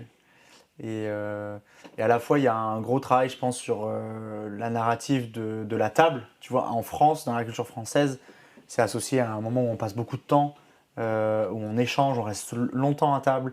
C'est des moments avec des familles, avec des amis, où il y a peu de place à la restriction, à la rigueur. C'est souvent des choses un peu euphoriques. Et c'est aussi ça qui permet que les gens se lâchent. Donc c'est bien d'en avoir conscience pour se dire, bah, il faut que je, à la fois, me retrouve pas tous les midis dans ce type de situation, tu vois, tous les midis à manger avec 15 potes et à devoir partager une entrecôte, que ça reste des moments, tu vois, qui soient des moments particuliers pour que tu en tires le meilleur. Et ensuite, il y a un autre sujet dont je voulais te parler pour rebondir. Mince, j'ai oublié, c'est parti. Ouais, c'est aussi ce qui est important, je trouve, dans l'aliment, c'est le contenant de l'aliment. Et encore plus, moi, sur ce sujet de la conviction environnementale, c'est la façon dont, à la fois, il arrive jusqu'à moi et la façon dont il est transporté. Et il se trouve que chez OmiNC, en l'occurrence, la plupart des produits sont emballés soit dans des emballages qui sont éco-responsables, faits à partir de fibres végétaux, ou ils sont avec du verre qui est recyclable. Et j'ai aussi investi dans ce boîte qui s'appelle Le Fourgon. Et tu vois, depuis, j'arrête d'acheter mon jus de fruits Innocence ou je ne sais quoi en plastique, etc. Bah, je prends ces boissons-là qui sont produites avec des personnes au niveau local dans des contenants qui sont des contenants en verre qui sont réutilisables jusqu'à une 40aine de fois, pour lesquels il y a une consigne, donc les gens viennent la récupérer, ça finit pas dans une poubelle.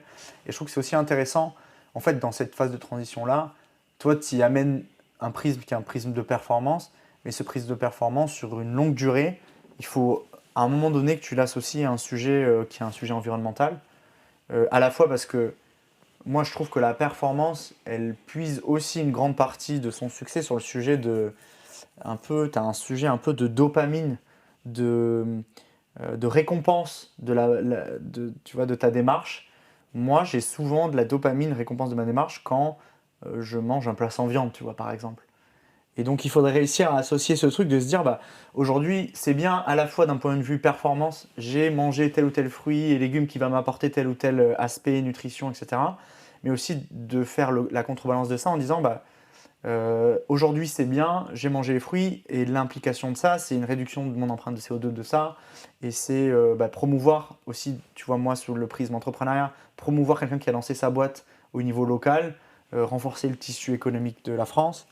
Et donc ça, c'est quelque chose qui pour moi est assez important, et qui en fait, je pense qu'on ne se rend pas compte du pouvoir de transition que représente son assiette en fait.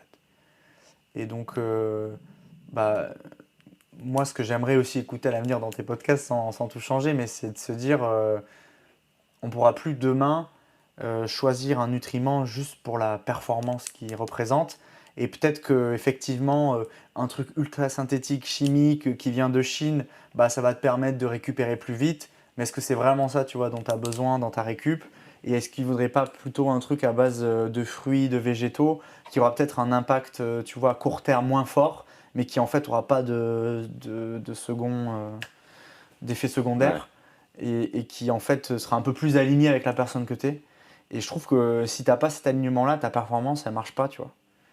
De toute façon, je pense que sur l'aspect nutrition, il y a plusieurs points. Et c'est vrai que là, en ce moment, il y avait un peu c'est encore le cas, je pense, la hype des super aliments, peut-être t'en as entendu parler. Et en fait, la majorité des super aliments, un terme, en fait, il n'y a pas de définition, c'est un terme marketing, mais c'est que des aliments assez exotiques, qui viennent pas en tout cas d'Europe, de vers chez nous. Et du coup, là, j'ai vu plusieurs initiatives pour essayer de repousser des aliments locaux qui peuvent être catégorisés comme super aliments. Et justement, j'en parlais dans un épisode avec Clara qui travaille chez Onima, qui s'appelait Yeast avant, et qui fait des protéines à base de levure de bière. Et je crois que la pomme de terre, je suis allé vérifier entre temps, et la pomme de terre peut être considérée par exemple comme un super aliment, ou des choses comme ça. Donc c'est intéressant. Et sur l'assiette, c'est vrai que tu dis ça a un grand pouvoir. Et en fait, j'imagine c'est parce que c'est l'effet d'échelle où tu manges 3 fois par jour en moyenne, ou 2 fois, ça dépend des gens, si tu prends un petit déj. Et tout le monde en Europe mange 3 fois par jour, 2 fois. Donc si tu réduis un petit changement dans la masse des gens, ça peut avoir un gros impact au niveau mondial. Du coup, il y a plusieurs choses pour rebondir là-dessus. À la fois, je trouve qu'il y a un sujet qui est important, qui est de dire peut-être que la nutrition de demain, elle aura besoin de donner une place plus importante à des produits, tu dis exotiques, mais peut-être que c'est des produits qui sont sortis des circuits de l'agroalimentaire à aujourd'hui et qui mériteraient en fait d'y retourner. Tu vois, je pense par exemple à du sarrasin, de la chicorée, des légumineuses, etc., qui en fait, jusqu'à présent, faute de débouchés, ont été délaissés par la plupart des agriculteurs, et qui, au vu à la fois du changement climatique, mais aussi d'une demande croissante des consommateurs, mériteraient de redevenir sur le devant de la scène. Et donc la question est de se dire, qu'est-ce qui existe sur le marché d'un point de vue performance comme aliment?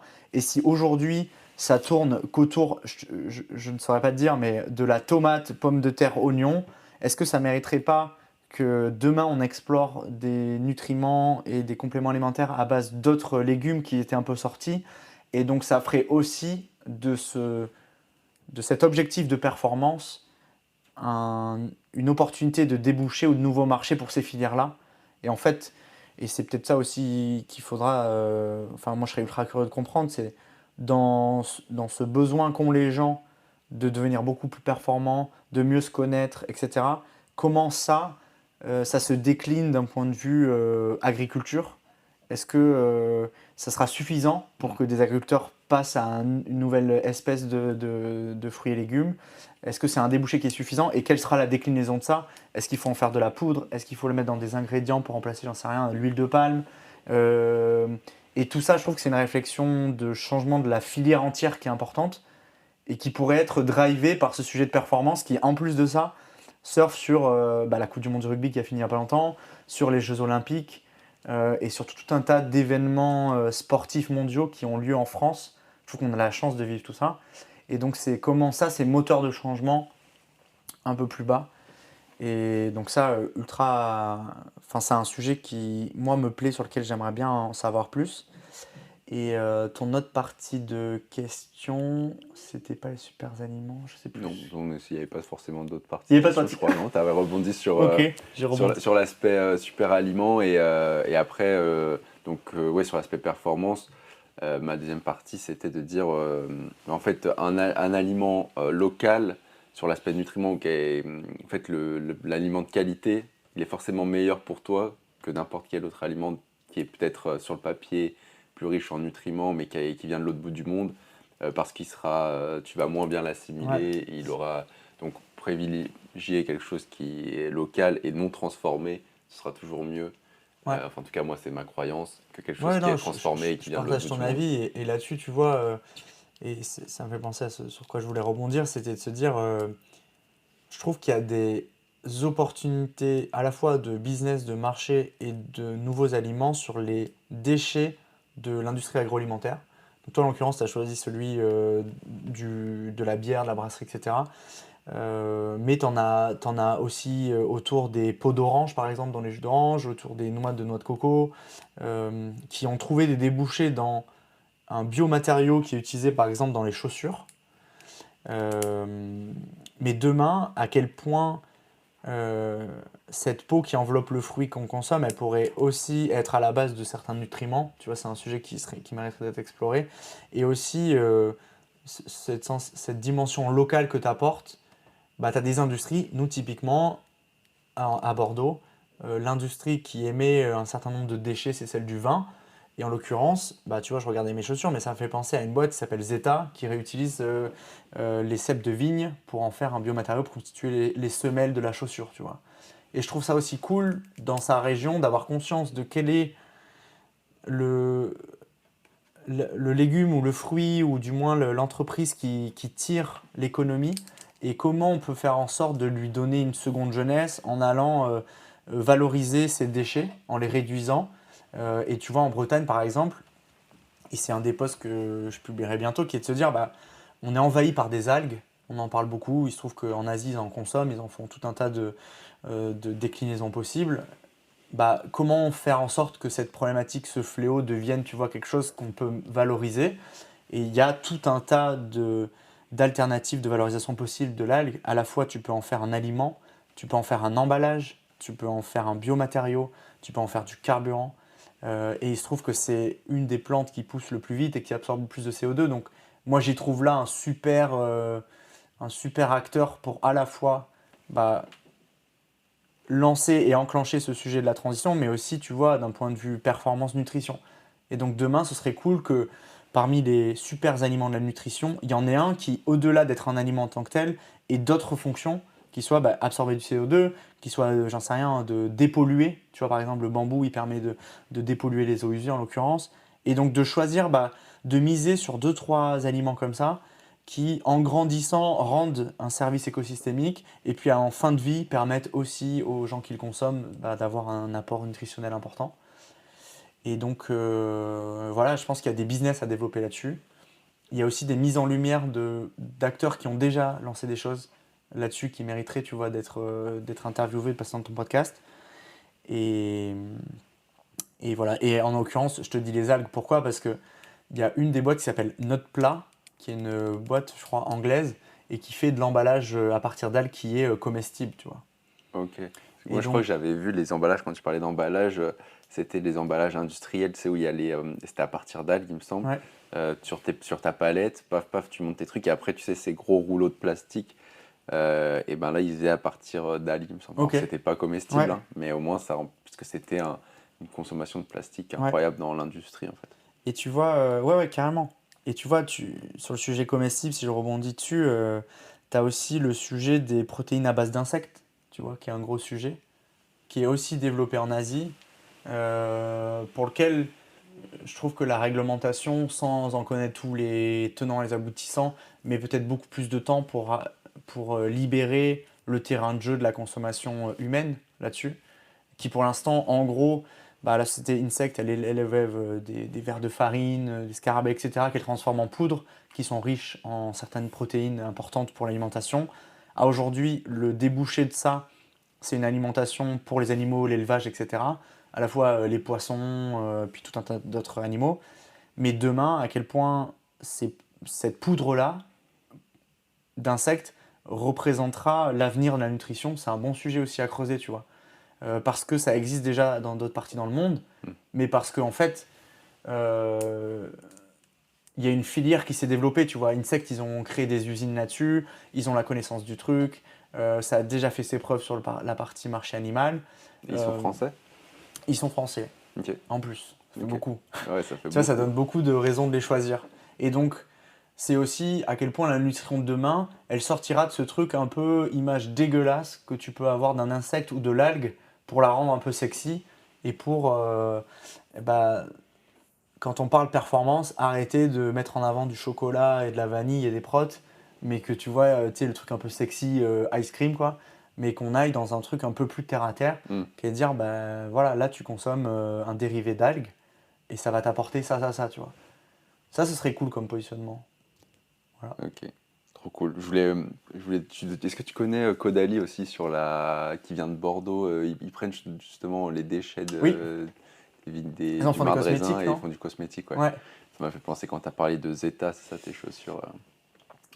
Bah écoute, c'est ultra intéressant. Donc grosse partie sur la nutrition. Effectivement, on voit que tu es bien passionné par le sujet et c'est sympa parce que je trouve que tu as donné quelques clés. Parce que je pense qu'il y a aussi deux mondes en France, on va dire, sur la nutrition. Tu as les citadins comme nous. Donc tu vois, tu disais, toi, tu es aux Invalides, au centre Ouais. de Paris, versus quelqu'un qui va être peut-être à Pau, justement, et qui est plus proche, lui, des agriculteurs et qui fonctionne différemment. Et peut-être que chez lui, il n'y a pas le fourgon ou il n'y a pas, Ouais. je sais pas, différents services.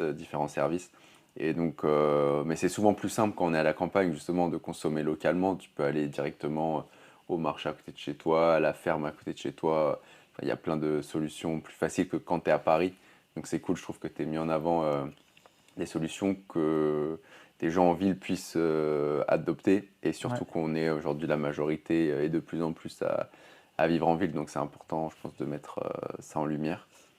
Pour rebondir, après je te laisse enchaîner, Non, mais sur cette position de citadin vs agriculteur, quoi, en gros sur le sujet de l'alimentation, qui est un sujet qui est clivant, parce que tu as beaucoup la posture du citadin qui est de dire bah, c'est simple, il n'y a qu'à Faugon, en gros, et tu as la problématique de l'agriculteur qui en fait a les mains dans la terre et n'est pas maître de tous ces éléments. Et tu vois, moi ça me fait penser à un échange que j'ai eu avec Alban Cherrier, qui est le fondateur d'une boîte qui s'appelle All In Bio, qui met en relation en gros les agriculteurs biologiques avec des distributeurs, donc ils s'occupent de leur trouver des débouchés. Bah, il disait, à la fois, il ne faut pas oublier qu'il y a de l'humain derrière, c'est-à-dire que c'est pas des super-héros, les agriculteurs, ils vont pas faire pousser en 3 semaines un aliment ou le nouvel aliment à la mode, et donc en lien avec la performance, c'est de se dire, si demain on considère que l'algue, c'est le super aliment qu'on aimerait promouvoir, bah, il faut réfléchir en amont sur des temps longs, de dire, bah, ok, combien de temps il faut pour que la plante elle pousse, d'espace elle a besoin, qui pour s'en occuper, donc c'est toute une réflexion qui est beaucoup plus profonde que de l'immédiateté dans laquelle on est un peu. Donc il y a ce sujet de l'humain, et il y a le sujet euh, des débouchés qui est important aussi, parce que peut-être que demain, le simple débouché de la performance en tant que tel ne sera pas suffisant pour qu'on se lance dans des algues. Et donc c'est aussi de se dire, bah, est-ce que la performance, elle amène dans sa transition et son changement aussi d'autres secteurs, d'autres pans de l'économie. Et ça peut être l'élevage des animaux, ça peut être, j'en sais rien, la mobilité, ça pourrait être d'autres sujets. Et donc peut-être que ce qui drive les gens vers la performance pourrait aussi les driver vers d'autres pans de la société. Voilà. C'est tout ce Ok, que je voulais merci dire. pour le complément. J'ai encore une question pour toi. Vas-y. Quel est l'outil que tu utilises et qui te donne un super pouvoir dans ton quotidien? Alors, l'outil que j'utilise, c'est Notion. Euh, alors, est-ce que ça me donne un super pouvoir? Ça me permet d'avoir un second cerveau, ce qui en soi est déjà un super pouvoir. Mais je pense que je n'ai pas encore les pleins pouvoirs de potentiel de ce truc. Et je te vois sourire parce que tu t'en souviens que je t'avais envoyé un lien où il y avait c'était mal structuré. En gros, aujourd'hui, ça me permet surtout d'avoir sur une seule et même interface plusieurs pans de ma réflexion et de mon cerveau au même endroit. Et donc ça, c'est ultra simple. Après, on parle beaucoup d'automatisation, de simplification, tout un tas de choses. J'avoue que je ne suis pas encore rentré là-dedans parce que ça me prend du temps. parce que c'est pas forcément quelque chose qui m'anime, et moi je fonctionne beaucoup à des choses qui m'animent. Mais à un moment donné, il faudrait que je fasse un peu le tri dans ce Notion-là pour le rendre vraiment plus efficace. Et tu vois, si on fait le lien aussi avec l'incubateur de l'école, il y a aussi un gros sujet d'utiliser Notion et des outils comme Airtable pour simplifier, simplifier les interactions, recenser un peu le contenu, les bonnes informations au même endroit et faciliter un peu tout ce parcours entrepreneur ou entrepreneuriat qu'on pourrait trouver à l'école. Donc super outil Notion, et puis pour rester dans la philosophie, le super outil que j'ai, c'est le ballon de rugby.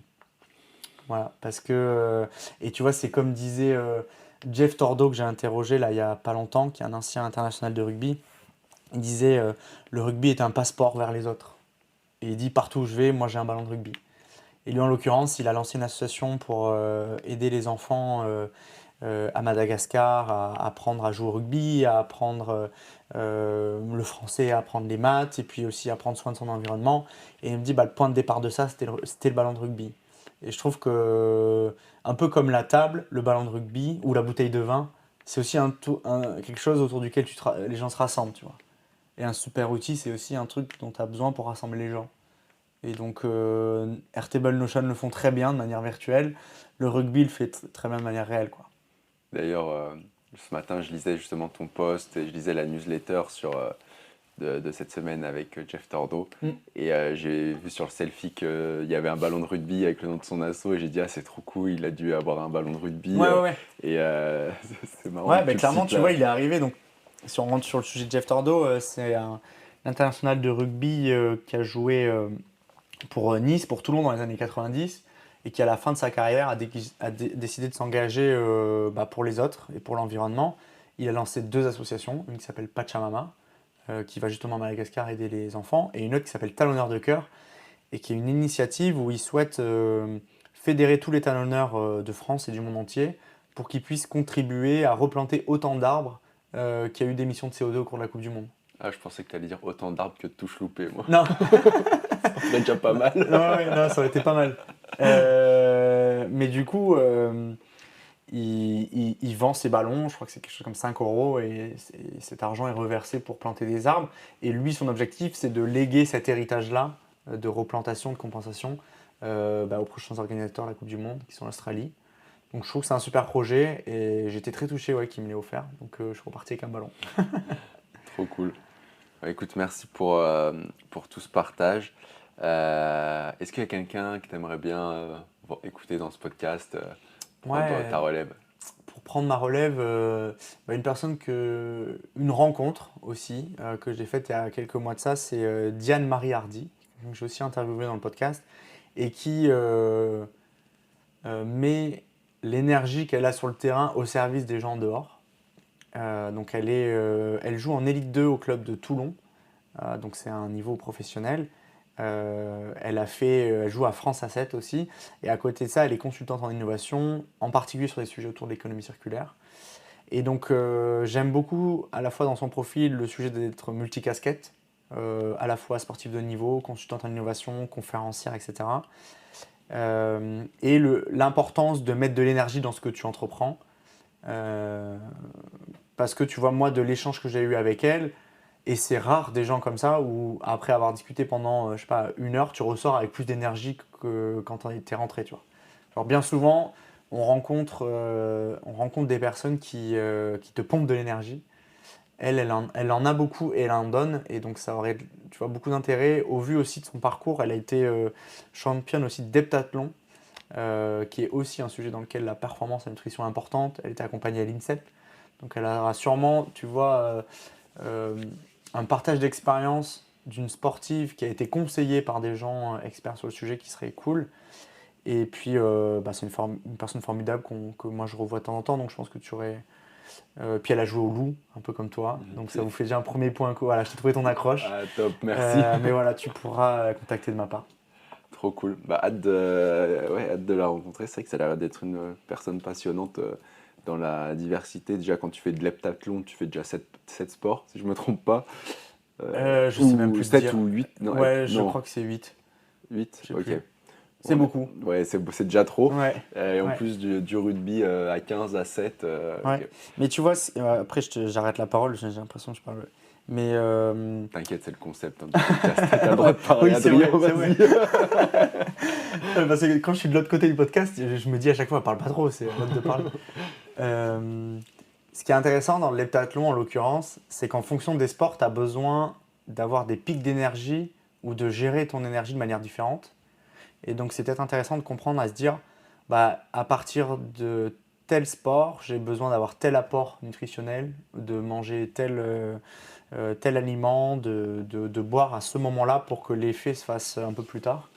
Et donc ça donne une notion de timing dans la consommation de ton aliment, qui est peut-être un truc aussi important à creuser. Et donc tu vois, moi je te disais que je prenais les compléments alimentaires là en début d'après-midi. Bah, si tu creuses un peu le truc, peut-être qu'un autre complément alimentaire aurait plus de sens en début de soirée, un autre en début de matinée. Et donc, un peu comme sur le terrain de rugby, je pense qu'il y a des nutriments qui ont leur place à des moments particuliers du temps imparti que tu as dans ta journée. Mm. Peut-être que tu vois, en début de matinée, c'est le demi de mêlée et tu vois, c'est des fruits avec plein de vitamines dont tu as besoin. Tu vois, peut-être qu'après le repas, c'est quelque chose qui est un peu plus consistant, un peu plus lourd comme un deuxième ligne. Enfin, tu vois, Ouais. il faut essayer de. Et ce serait cool aussi de creuser cet aspect, quoi. Trop cool. J'ai bien vérifié, c'est bien 7, heptathlon. Pour pas C'est dire là de conneries, C'est c'est bien 7, ouais. Ça J'ai vient passé du une heure grec. et demie avec elle. Elle va me taper sur les doigts. Non, t'as dit c'était peut-être 7. Non, mais en tout cas, écoute, vraiment passionnant. Merci d'avoir partagé tout ce qui t'anime au quotidien, donc l'environnement, le rugby, l'entrepreneuriat et la terre, donc le vin, les agriculteurs. En tout cas, c'est que des sujets réconfortants et c'est vrai que, enfin réconfortant, j'entends derrière ça, on a une image de partage, enfin voilà, tes choix, je pense. J'espère qu'en tout cas, à travers notre échange, ce podcast, les gens ont pu voir ta générosité envers tout ce que tu fais. Et même nous, quand on s'est rencontrés, au final, c'était aussi via LinkedIn, J-Ventures. Bon, je pense que c'est la première fois. Ah non, la deuxième fois qu'on se voit en vrai. Et dire la première fois, c'est un peu grâce à toi que ce podcast existe. Parce Cool. qu'on avait eu une bonne discussion sur ton podcast et je l'avais en réflexion, mais tu m'as mis en tout cas le dernier coup de boost qui m'a fait passer Ouais. à l'action. Donc je tenais quand même à te remercier Bon, bah, avec plaisir. pour ça. Avec plaisir. Puis c'est important aussi, je trouve, quand tu te lances dans des projets pour lesquels tu sais que tu dois y aller, d'en parler autour pour juste avoir, pas une forme d'approbation, mais une forme de on est au soutien, lance-toi. Et tu vois, moi en l'occurrence, la personne que j'ai rencontrée au moment où je voulais lancer le podcast, c'était Baptiste Fradin. J'ai interviewé, c'est le deuxième que j'ai interviewé dans le podcast, qui était aussi un passionné de rugby et qui était mentor chez Techstar. Et je lui ai dit, écoute, ça tombe bien qu'on se rencontre. On était à Change Now en l'occurrence. J'ai envie de lancer un podcast pour aller à la rencontre de personnes qui sont passionnées de rugby et tout. Mais je ne sais pas trop comment m'y prendre, etc. Et puis, tu vois, il a eu un peu une forme de bienveillance qui est cool dans ces moments-là, qui est de dire, bah, lance-toi et je te suis. Et en l'occurrence, au moment où je me suis lancé, même si ce n'était pas parfait dans à la fois les questions, dans le matos que j'avais, dans tous ces trucs, bah, il a répondu présent. Et je trouve que et ça fait lien aussi avec le monde du rugby, l'entrepreneuriat, mais tu as besoin de t'entourer en fait.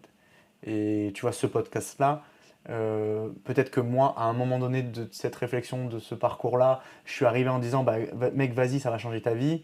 Et peut-être qu'au cours de ce parcours, des gens que tu rencontreras, il y a des gens qui vont intervenir à un moment très précis, qui vont faire que tu vas réussir à la fois ta transition, peut-être à consommer des aliments qui sont différents, à utiliser des outils de productivité un peu plus performants. Et donc, moi, je vois le podcast comme étant un parcours. Et il faut, je pense, le garder comme ça. Il faut l'inscrire dans la durée. Et il faut surtout, à un moment donné, être en mesure de pouvoir connecter les différentes personnes qu'on rencontre à travers ce podcast. Parce qu'on est, en étant un hôte d'un podcast, l'élément commun de toutes ces personnes-là. Et tu vois, moi, ça fait écho à mon envie, ma zone de génie qui est de connecter les gens. Bah, demain, de ce podcast-là, j'aimerais bien en faire un club. Et de ce club-là, d'en faire des événements, tu vois, au cours de l'année. Et puis, pourquoi pas, demain, créer ou envisager un incubateur avec que des gens qui sont passionnés de rugby. Parce qu'en fait, la diversité des profils des gens qui sont intéressés par ça, elle va de l'entrepreneur au mentor, à l'investisseur, au consommateur. Et donc, moi, je te souhaite de continuer ce projet-là, de l'amener encore plus loin, de continuer à creuser le sujet. Et puis, j'espère que à travers la rencontre que tu feras, ça te permettra de constituer des convictions, tu vois. Et de prendre la parole en disant, ce qui donne aussi de la valeur quand tu rencontres tous ces gens-là, c'est que tu fais éponge, quoi. C'est-à-dire que demain, quand tu vas reparler de ce podcast-là avec un autre, ou que tu réussiras à combiner plusieurs angles de réflexion sur des sujets, ça va te faire de toi quelqu'un d'ultra pertinent et qui sera sollicité en disant, demain, si on doit quelqu'un qui doit intervenir sur une table ronde, une conférence autour de la performance, on pensera à Paul, quoi. Et moi, demain, j'ai envie qu'on se dise, quand on veut aborder des sujets autour de l'entrepreneuriat, l'environnement et le rugby, on pense à m'inviter, tu vois. Toujours dans ce truc de partager et toujours par ce truc de, en fait, c'est ultra important à notre âge, là, en début de carrière, d'être une éponge. Et un podcast est une magnifique occasion d'être une éponge, quoi. Voilà. Écoute, je pense qu'on va finir sur ces belles paroles de motivation et en tout cas, tu as réussi à m'inspirer. Je pense que je ne suis pas le seul et j'espère continuer dans ta lignée à inspirer des gens sur le long terme. Je pense que c'est vraiment ça qu'il faut garder en tête, c'est se dire, encore plus sur la création de contenu, il n'y a pas de quick wins. Voilà, c'est sur du long terme et c'est un investissement. Voilà, on ne va pas revenir sur ton parcours, mais on voit que voilà, toi, ça t'a servi et c'est que le début. Et j'ai la même conviction. Et puis, je continue, je garde le micro, mais moi, il y a un truc aussi que je trouve important, c'est à la fois de trouver sa niche d'audience sur laquelle on aime communiquer, et c'est aussi y associer à deux thématiques un truc qui sort un peu du lot, tu vois, un peu what the fuck. Alors moi, quand je dis à chaque fois j'associe l'environnement avec le rugby ou l'entrepreneuriat avec le rugby, tout le monde dit et tu vois, c'est la réflexion qu'on avait aussi au moment où toi, tu étais passionné de golf et de dire comment ce sujet de la performance productive, je l'associe au golf ou à d'autres choses. Et je trouve que ça fait de toi quelqu'un d'unique, tu vois, d'aborder le sujet sous cet angle-là. Et on a besoin sur les réseaux d'avoir à la fois de l'authenticité, mais aussi des gens qui ont un univers qui leur est particulier. Communiquer sur un outil de productivité, tout le monde le fait et ce sera très compliqué de se distinguer. En revanche, communiquer sur un outil de productivité mis au service, je sais pas, d'une performance qui soit une performance autour du golf ou du sport, ça te distingue et c'est là-dessus qu'il faut aller. Et peut-être que ça ne te permettra pas de toucher une audience de fous furieux au début, mais ça te permettra de toucher une audience qui est engagée. Et l'audience engagée, c'est ce qui à la fois te permet de monétiser le truc, mais aussi de toi grandir et d'avoir plusieurs échanges. Ouais. Voilà, j'arrête. Sinon, on va parler pendant une heure. Non, écoute, mais ultra intéressant. Merci beaucoup. On espère que vous avez kiffé l'épisode. Puis on se retrouve la semaine prochaine pour un nouvel épisode. Merci Adrien. Ça marche. À plus Paul. Ciao à tous. Ça y est, c'est déjà la fin de cet épisode. Je te remercie d'être resté jusqu'au bout et j'espère que tu as apprécié notre échange. Pour soutenir Skyrocket 21, n'hésite pas à mettre 5 étoiles sur Apple Podcast, ça m'aide à le faire connaître. Et si c'est déjà fait, merci beaucoup. Tu peux aussi partager l'épisode à 2 amis, je suis certain qu'ils te remercieront d'avoir pensé à eux. Enfin, pour ne pas louper la sortie des nouveaux épisodes, tu peux me suivre sur LinkedIn, Paul Grévaux, j'annonce toutes les semaines les invités à venir. À la semaine prochaine pour un nouvel épisode, d'ici là, garde la pêche, je compte sur toi pour tout exploser. Let's go!